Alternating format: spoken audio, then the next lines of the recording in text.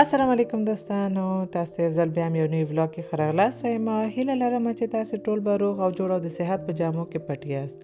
موږ هم الحمدلله ټول روغ او جوړ یو. یو څه وخت مخکې مې د ورور د واده او باقي مراسمو ویډیو شریکه کړې وه. اول خو ډېره مننه چې ویډیو مو ولیدله او کامنټ کې راته مبارکیانې راکړې وې. نو تاسو ټول نړۍ مننه. او چا چې دا ویډیو لیدلې نه وي نو کولی شي زما چینل ته لاړ شئ او ویې ګورئ. ورپسې نو بیا پایوازیانې شروع شوې چې تېره هفته مې مشر خور مې را دعوت کړی و. فکر کوم چې ټول پوهیږي چې پایوازي څه ته وایي او هغه کسان دپاره چې معلومات نه لري نو واده نه بعد چې د نږدې خپلوان لکه د جلکۍ کورنۍ، د هلک خویندې، ورونه، ماما، کاکا او داسې نور نږدې خپلوان واده شوي جوړې ته ډوډۍ کوي نو دې ته پایوازي وایي. نو تېره هفته خورکۍ مې او ورېندارې کورنۍ مې پایوازي کړې وه. زما د پایوازي بلاګ ته هم سترګې په لاره اوسئ. نو خورجانې کله مې چې تلمه دغه کلچې مې هم جوړې کړلې او ځان سره مې یوړلې چې دا یو ډول ډېر خوندور او نرم کلچې دي چې څنګه خولې ته واچوئ ویلې کېږي. او د کرسمس وخت کې دلته اتریش کې هم ډېر خلک جوړوي. د دې کلچو جوړولو دپاره مې نیمه پیاله بوره، یو پاکټ د ونیلې بوره، لږه مالګه، 2 پیالې اوړه او 200 ګرامه کوچ او د یو هګۍ زیړ مې په یو کاسه کې واچوله او اوړه مې بیا وغږل. اوړه مې چې وغږل دا مې بیا 10 دقیقو دپاره یخچال کې کېښودله. 10 دقیقې بعد مې یخچال نه راویستلو او کلچې مې جوړې کړلې. داش مې هم تیار مخکې نه په 180 درجو کې چالان کړی و چې ګرم شي. بیا مې کلچې تقریبا 12 دقیقو دپاره داش کې کېښودلې چې پخې شي. داش نه مې چې وویستلې بیا مې تقریبا 15 دقیقو دپاره همداسې پرېښودلې ځکه چې دا کلچې ډېرې نرمې وي. که دفتن لاس ووهل شي نو بیا خرابېږي او شړېږي. 15 دقیقې بعد چې لږې یخې شي، بیخي ډېر هم باید یخې نه شي چې بیا بوره ځان ته سم نه جذبوي. بیا مې په میده بوره کې سم صحیح پټ کړ او غوړۍ کې مې کېښودل او ځان مو تیار کړ ولاړو.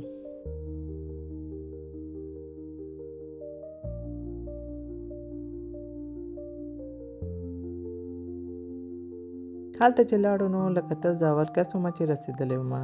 نو بیا مې شروع وکړله چې خورکۍ سره مې مرسته وکړمه. ډېر کارونه یې تیار وخته خلاص کړي وو. فقط همدا کبابونه سمول، لوښي برابرول او خلاصه ډوډۍ تیارولو کې مې ورسره مرسته وکړله. ډوډۍ کې وریژې، منتو، تور بانجانو بوراني، ماهي، کباب، سبزي د پیازا جوړ کړي وو. دوستانو زموږ خواته دا رواج هم شته چې چاته چې پایوازي کېږي نو هغه به خپل کوربه ته یو څه ناڅه ځان سره وړي، یعنې تش لاس نه ځي. نو مورجان دوی مې چې راتلل نو ځان سره یې روټ او تازه میوه راوړې وه. دا پایوازي 2 ناویانو ته و، یوه زما خپله ورېنداره او بل زما د ورېندارې ته چې د هغې واده هم یو څه وخت مخکې و. دا چې د هغې واده نه بعد زما د ورور واده و نو اصلاً وخت نه و چې جدا ډوډۍ وکړو. نو دواړو ته مو یو ځای ډوډۍ وکړه او هغې هم ځان سره د لوټوس خواږه او تازه میوه راوړې وه. دوستانو آیا تاسو خواته هم دا رواج شته او که نه؟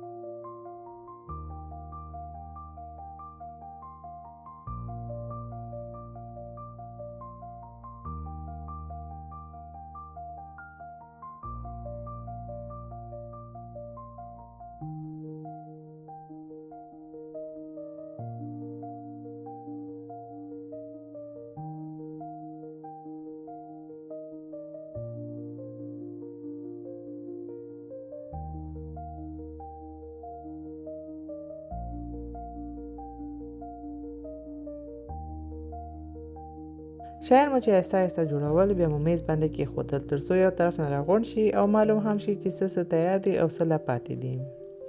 مېلمانه چې راغلل نو بیا مو دسترخوان هوار کړ او ډوډۍ مو تیار. دا هر څه مو 2 ځایه جوړ کړل، نارینه‌وو ته او ښځینه‌وو ته جدا، ځکه چې ټول په ارام او ازاده کینې ډوډۍ وخوري. دې ملکونو کې عموماً د ځای مسله هم وي نو په همدې وجه مو ډوډۍ 2 ځایه تیار کړم. بیا تر ناوخته هماغلته وو. بیا نو راغلو کور ته ځکه چې په سبا یې د ورېندارې پلار کره تلو نو هغوی هم ناوې ته ډوډۍ او پایوازي کړې وه.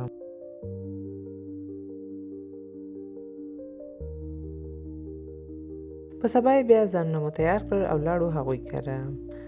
هغوی هم ډېر ښایسته او خوندور خواړه تیار کړي وو. ډوډۍ کې منتو، وریژې، روش، سبزي، د چرګ 2 رقمه، کباب، کتلت، بامیه یا بینډۍ تیار کړي وو چې هر څه ډېر خوندور او ډوډۍ نه بعد مو بیا چای هم وڅښه.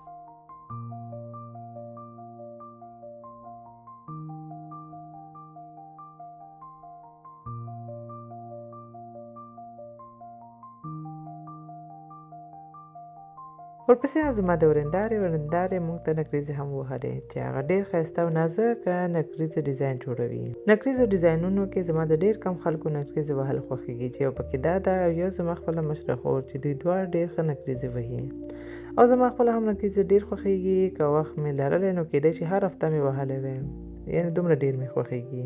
نو هغې بیا ما ته او ما مشره خورکۍ ته نکریزې ووهلې او بیا نو دوباره راغلو کور ته.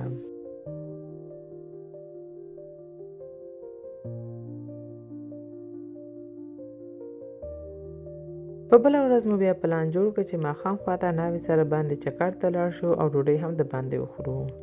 همدې دپاره مو همدلته یوه ډېره مشهوره سیاحتي ځای ځان ته انتخاب کړ، مطلب خپل ښار مو اکسپلور کړ.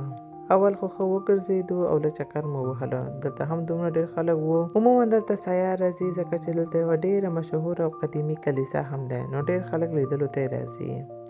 او دلته شاپینګ سټریټ هم دی چې ډېر مشهوره برانډز دلته شته دي.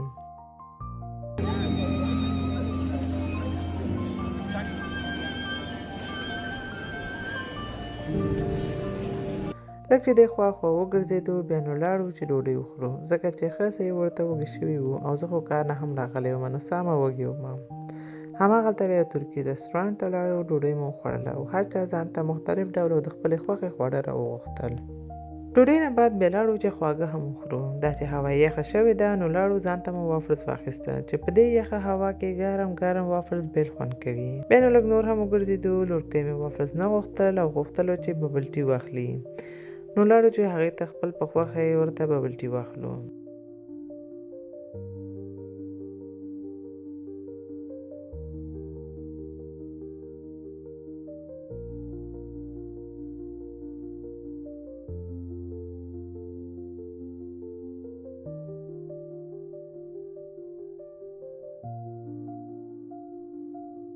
هغه ځینه بیا ټول په ګډه لاړو مرجانې کره مې چې هلته لاړم نو ورور مې راته وویل چې دوباره هماغه کلچې ورته جوړې کړمه.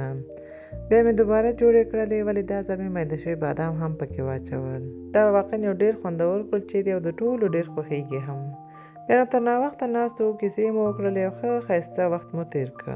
او همدې سره دا ولاګ هم پای ته ورسېده. هیله ده چې خوښه شوې مو وي. که مو خوښه شوې لایک یې کړئ، خپل دوستانو سره شریک کړئ او که زما چینل مو تر اوسه سبسکرایب کړی نه وي نو سبسکرایب هم کړئ. تاسو ته ښه وخت غواړم. الله پامان.